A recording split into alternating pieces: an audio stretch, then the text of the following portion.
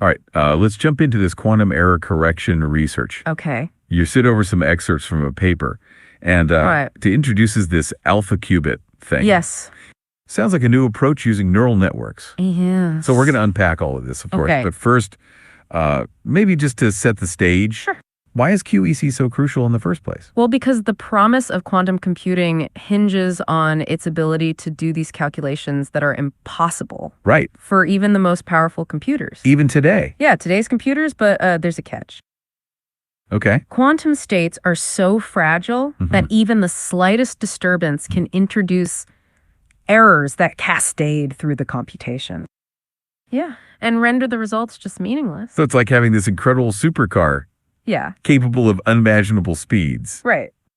But with a flat tire, you're not going anywhere until you fix that pretty fundamental problem. Exactly, and that's where QEC comes in. Okay. It's essentially a set of techniques Yeah. designed to protect quantum information from noise. Okay. Think of it as a shield around those delicate quantum state so that they can actually survive long enough to perform meaningful computations. Okay, so QEC is the shield. What about Yeah, the specific approach that's outlined in this paper? right. This alpha qubit thing. So alpha qubit is a type of decoder, Okay. which is a crucial component of this whole QEC process. Mhm. But to understand it, we need to take a step back Okay. and look at how errors are typically handled. All right, walk me through it. So imagine a grid of qubits, the building blocks of quantum information.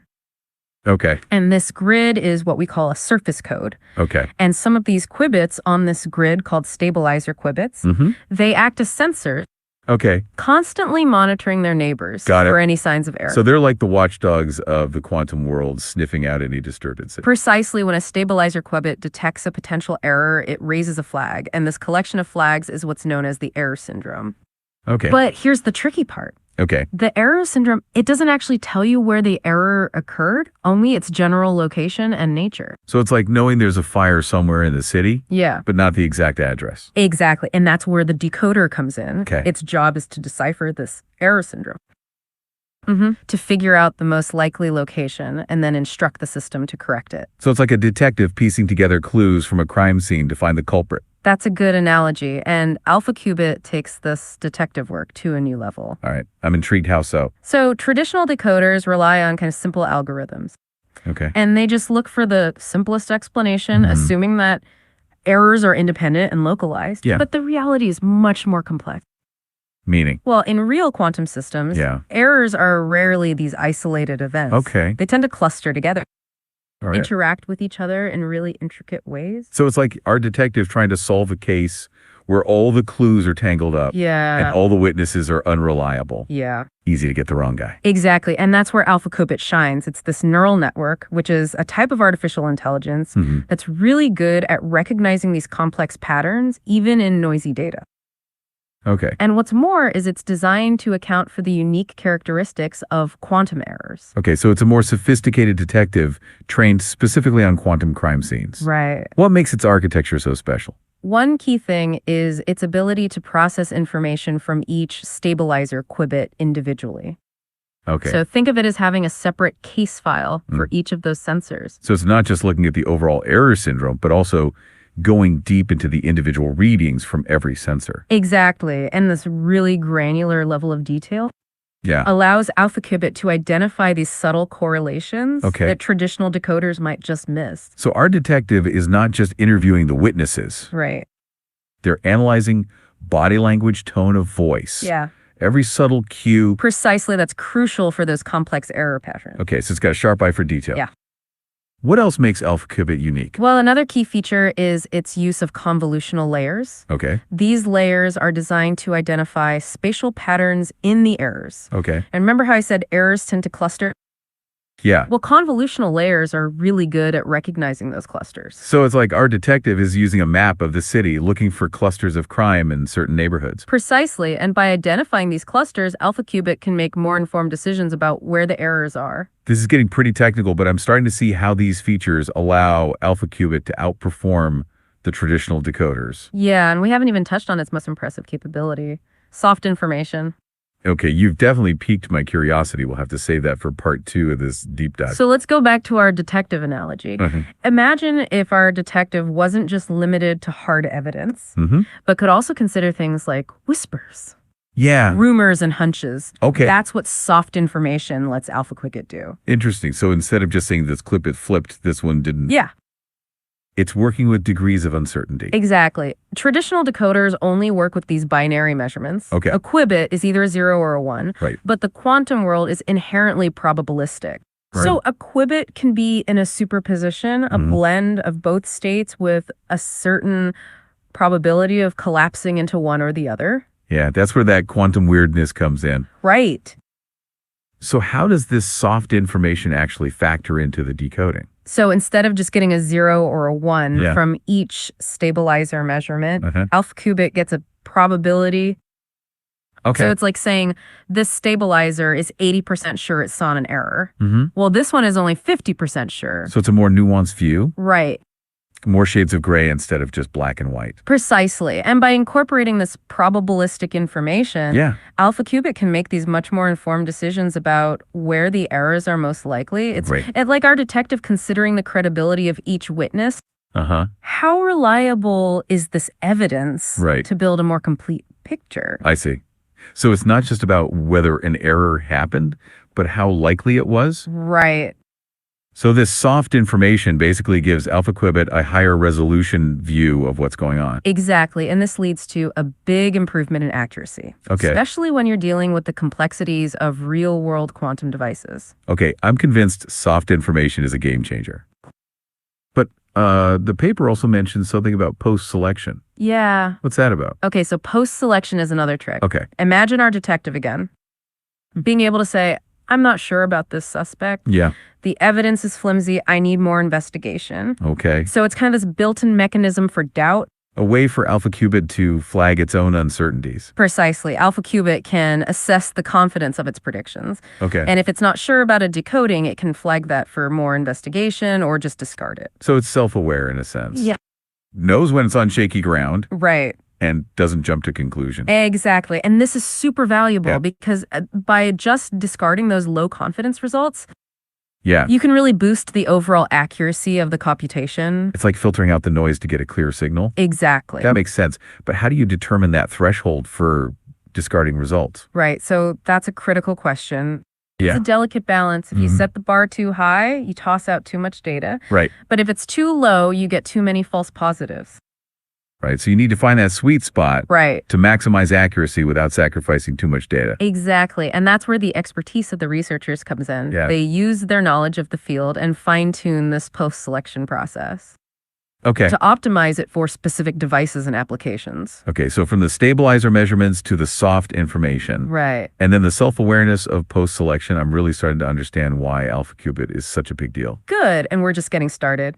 Okay. The paper goes on to compare AlphaQuibit's performance to other decoding methods. Okay. And the results are really impressive. All right, let's dive into those results. How does it stack up against the competition? So they use a standard metric called logical error rate, or LER. Okay. And it basically represents the probability that the decoder makes a mistake. So lower is better. Exactly. And what they found is AlphaQuibit consistently outperforms other state-of-the-art decoders. Wow. Achieving much lower LNEs across a range of codes and noise models. Okay, that's impressive, but can you give me some specific examples? Sure. In one experiment, AlphaQubit achieved an LER of just 10 to 4. Okay. Meaning it made only one mistake for every 10,000 corrections. Wow. Other decoders struggled to get below 10 to 3. So we're talking about an order of magnitude improvement. Yeah. That's huge. What's driving that? Well, the soft information and post-selection are key. Okay. But it's also AlphaQubit's unique architecture. Okay. Especially those convolutional layers. Right. And its ability to process information from each stabilizer individually. So it's all these things working together that's allowing it to get these results. Precisely. And what's exciting is that these results hold up even in real-world devices. Okay, let's talk about that. How do they account for the messiness of those real-world systems in their simulations? They use the sophisticated noise model called PolyPlus. Okay. Which goes beyond simple theoretical models to capture all the errors that can happen. So it's not just random bit flips. No. It's about crosstalk leakage. Right, all the quirks of real systems. Yeah, that makes them so challenging. Exactly. And alpha qubit does well even in this environment, That's great to hear. showing its robustness. Yeah, this is all very promising, but what are the limitations? Right. Where does alpha qubit fall short? Well, one key challenge is scalability. Okay, The experiments were on small systems right. with a few dozen qubits at most. To be truly practical, it Yeah. needs to handle hundreds or thousands. Right, that's the holy grail of quantum computing. It is, Fault-tolerant systems with massive numbers of qubits. yeah, but scaling up any quantum technology, Right. let alone a complex decoding system. Yeah. Yeah, It's a monumental task. it really is. And it's not just about throwing more computing power at the problem either. No, it's about designing efficient algorithms, Right. optimizing the architecture. Yeah. And finding ways to train it on huge data sets without compromising accuracy. So there's a lot of work ahead, There is. but the potential is definitely there. Absolutely. And the researchers are exploring ways to address these challenges. Like what? Well, one promising avenue is to use distributed computing, Okay. where multiple computers work together Right. to handle that massive computational load. That makes sense. But distributed computing has its own set of challenges, right? Oh, absolutely. How do you synchronize all those computers, Yeah. make sure they're communicating efficiently, Right. avoid any bottlenecks? Those are all valid concerns. But the field of distributed machine learning is evolving quickly. Okay. There are techniques being developed to overcome these hurdles. Okay. So it's a work in progress, It is. but there's reason to be optimistic. Yeah. What about the speed of alpha qubit? Okay. How does it compare? That's another key thing. Yeah. For real-time error correction, the Yeah. decoder needs to be fast to keep up. Right. You can't have it lagging behind while errors are piling up. Exactly. And while alpha qubit's not the fastest, Okay. it's definitely competitive. Okay. And there are ways to further improve its speed. Such as? Well, one approach is hardware acceleration, Okay. where specialized hardware is designed just for those alpha qubit calculations. So leveraging hardware to boost performance. Exactly. And another is to optimize the neural network itself Right. to streamline the computations. So it's a multi-pronged approach, optimizing the software, Yeah, leveraging hardware, right. and searching for new ways to make it faster and more efficient. Exactly. And this brings us to another aspect of alpha qubit. Okay. Its potential for generalization. Okay, I'm all ears. What does that mean in this context? One of the challenges with machine learning is that models struggle to go beyond the data they're trained on.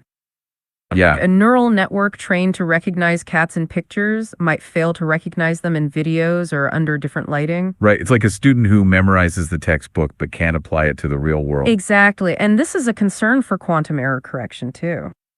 You Right. don't want a decoder that only works for one specific code or one type of noise. Right. You want it to be adaptable. Yeah, you want it to handle different situations, different hardware, different types of errors. Oh, wait, someone wants to join. Hey, go for it. Hey there, thank you for explanation. Can we have a high-level overview intuition of this work?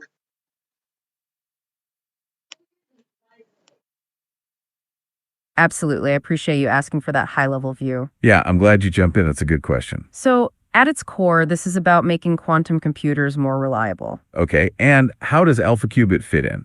Well, quantum computers are prone to errors. Right. As we were talking about the fragility. Yeah, and alpha qubit is like a really smart error corrector. So it's like a specialized bodyguard for quantum data. Exactly, but it's not just a simple bodyguard, it uses AI. Okay. So it's not a rule-based system. Right, it's a neural network that learns the best ways to correct errors. Okay. So it is learning from the errors themselves.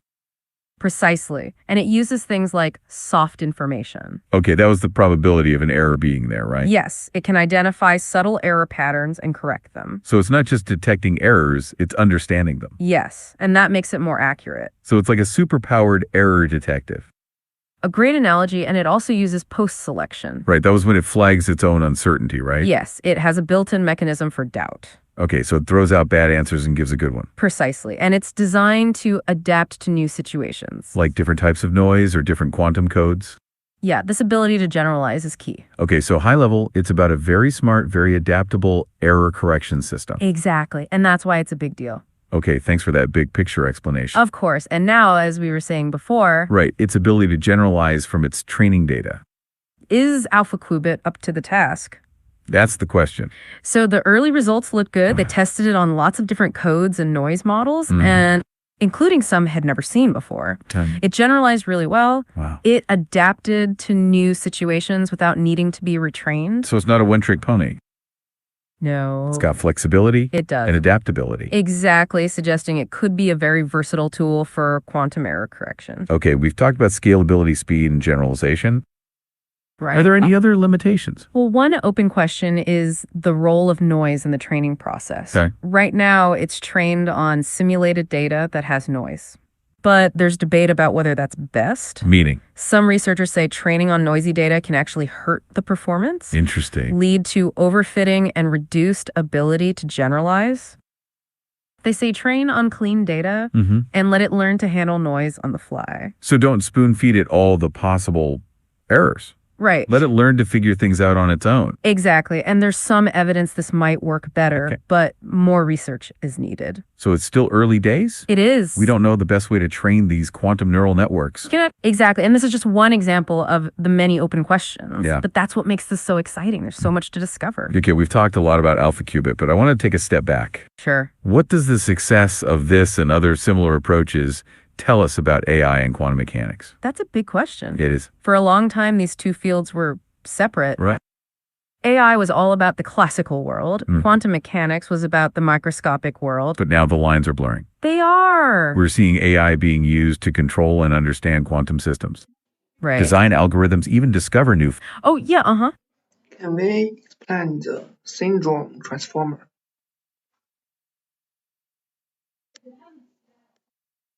Okay, I'm glad you asked about that. The syndrome transformer is really important. Yes, it's a key part of the alpha qubit architecture, so let's dive in a bit deeper. So as we mentioned, it processes those stabilizer measurements. Exactly, and it does it in a really clever way that is core to this architecture. Okay, so walk us through what that means. Okay, so the syndrome transformer is a type of recurrent neural network. Okay, I remember you describing those previously. Right, but this one is based on self-attention, which is a really cool concept. Okay, explain that self-attention piece to me. It means it can weigh the importance of different stabilizer measurements. So it's not just treating all the signals the same. No, it's dynamically deciding which signals are most important at any given time. Okay, so that allows it to focus on the most relevant areas. Exactly, and it does this using something called multi-head self-attention. Okay, what's with all the heads? It's just a way to look at the information from different perspectives. So like looking at the same data through multiple lenses. Precisely, and those perspectives can be combined and processed further.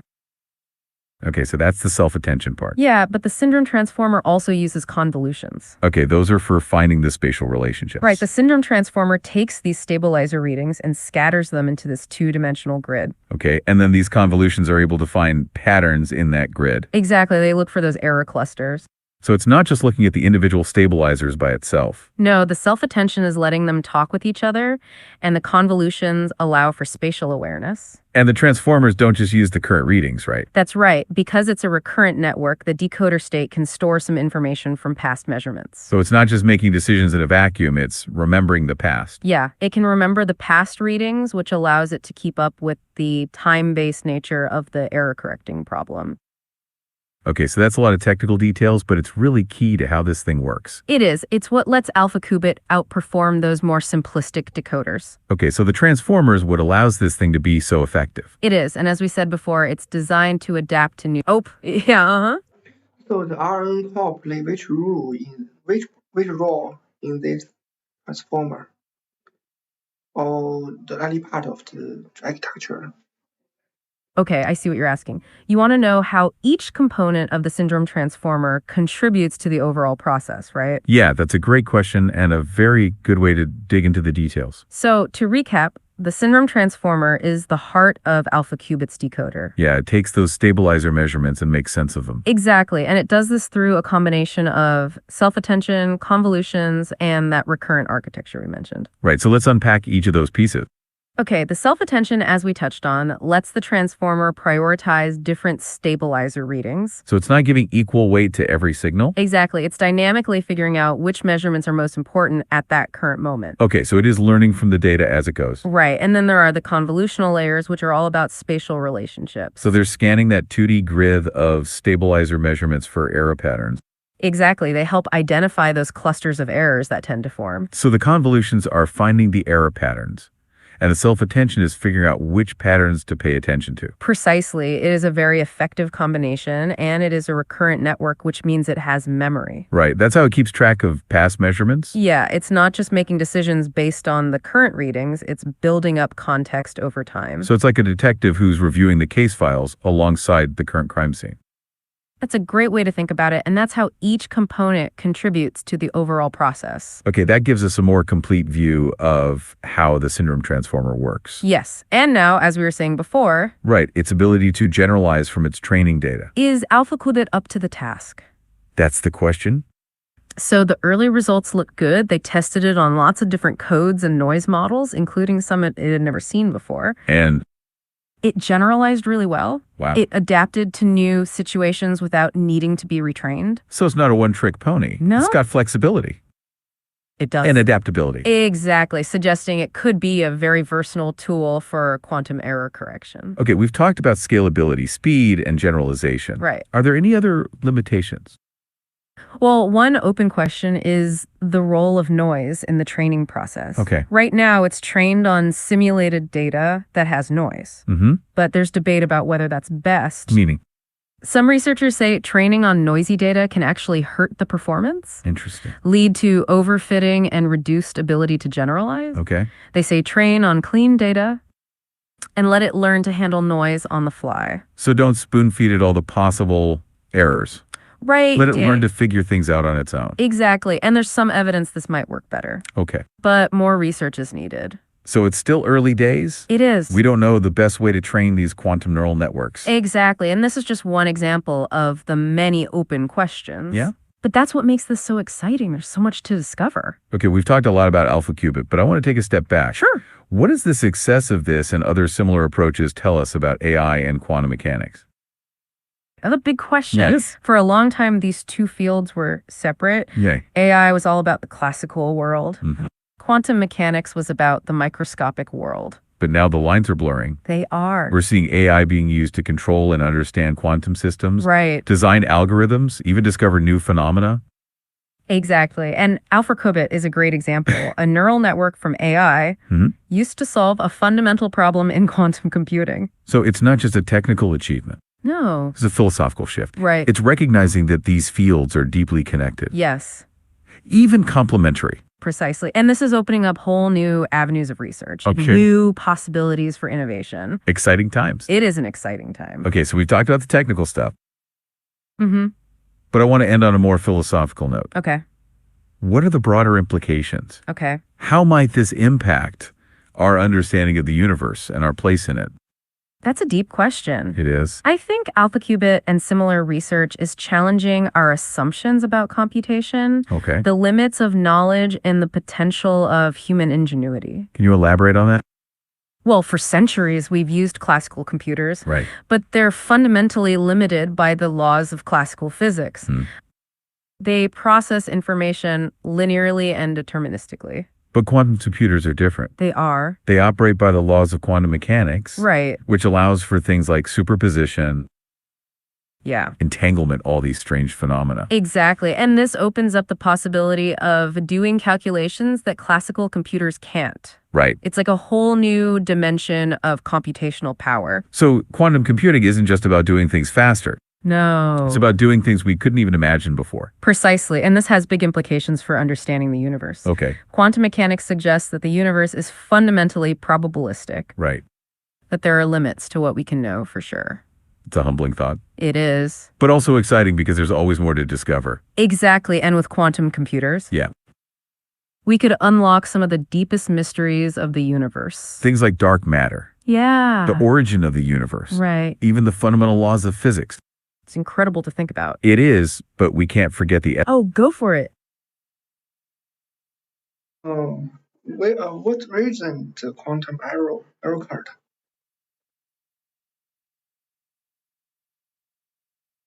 Okay, that's a really good question. Yes, and it is very fundamental to this whole discussion. You're asking why we need quantum error correction at all, right? Exactly, and it is so important for us to discuss. It's not just some technical detail. It is crucial to everything we've discussed. Yes, as I've been talking about, quantum states are fragile.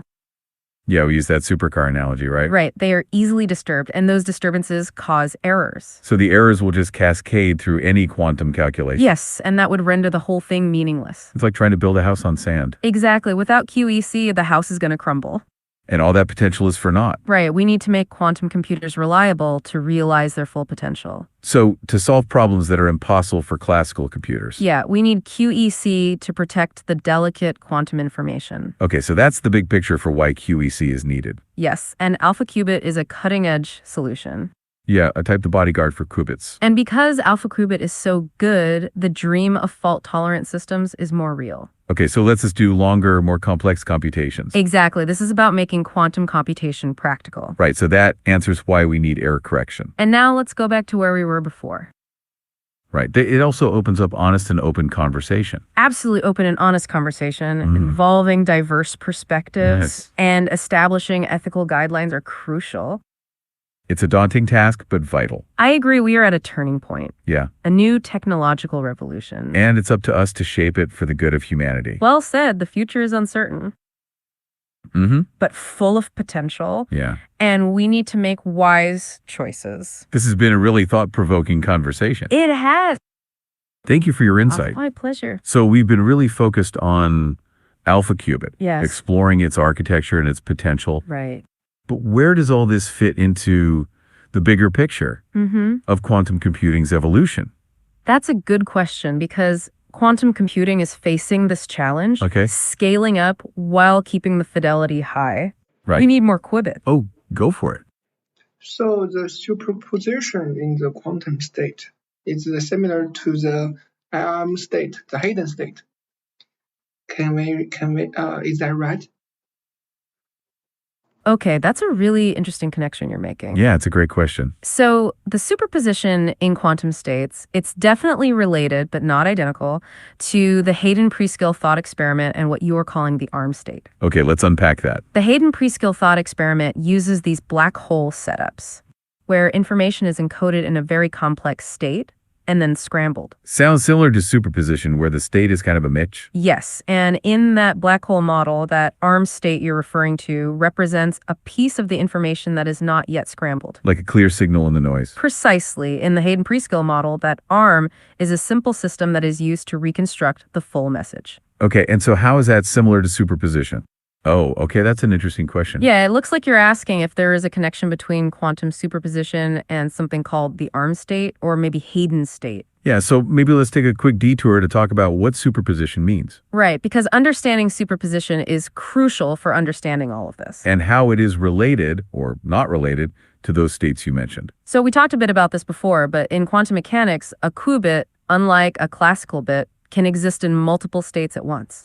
Superposition is a fundamental property of a single quantum system, like one qubit being both a 0 and a 1 at the same time and not yet measured. Okay, so it's the multiple possibilities at the same time. Yes, and it is one of the ways we can create the complex states used in the Hayden-Preskill thought experiment. Okay, so while superposition is a mechanism, the Hayden-Preskill ARM state is a specific model of information. Exactly. Think of it like this. Superposition is like having all the ingredients for a cake, but not baking it yet. While the ARM state is like having a recipe card with a piece of the cake recipe on it, which will allow you to make the cake. Okay, I see. They're not the same thing, but they are related. So it is like a coin spinning in the air. Exactly. It's not heads or tails, but a combination of both at the same time. And this both-at-onceness is what we call superposition. Right. And this is crucial for performing computations that are impossible for classical computers. So superposition is one of those really core quantum concepts. It is, but the term ARM state isn't really standard terminology in quantum physics. Yes, and alpha qubit is related to this by being part of the process of making these quantum states reliable enough to be used. So it is all part of the quantum computing universe. Precisely. And now we should get back to our planned discussion. Sounds good. You were about to say something. Right. We were saying quantum computing is facing the challenge of scaling up while keeping the fidelity high. More power, but less stability. Yeah. And that's where QEC comes in, right? It is. To try and tame that instability. Exactly. And alpha qubit could be a paradigm shift. Okay. Yeah, it might be from a different field, or maybe it's a typo, or even a concept that's not broadly recognized. And the Hayden state you mentioned, that seems to refer to something specific in the context of black hole information paradox. Which is very different than quantum computing. Yeah, it's related to the idea of how information might be encoded and retrieved from a black hole. So those aren't really comparable to the superposition of a qubit. No, superposition is specific to quantum systems and their behavior in how we do error correction. Traditional methods have limitations. Right. They struggle with real-world noise. Yeah. And all the ways errors can interact. Alpha qubit, with its neural network and soft information, seems to handle it better. It does. It's showing that machine learning can be a powerful tool for quantum error correction. And that has implications for the future of quantum computing. But I can totally see why you'd ask, because they both involve the idea of multiple possibilities at once. Yes, there is that sense of things not being in one definitive state. But the mechanisms are completely different. So a quantum state, which may be in superposition, can be protected using error correction. Like alpha qubit that we've been talking about. Exactly, but that has nothing to do with the physics of black holes. It does. Okay, so what are those implications? What practical applications could alpha qubit enable? Well, one that comes to mind is quantum simulation.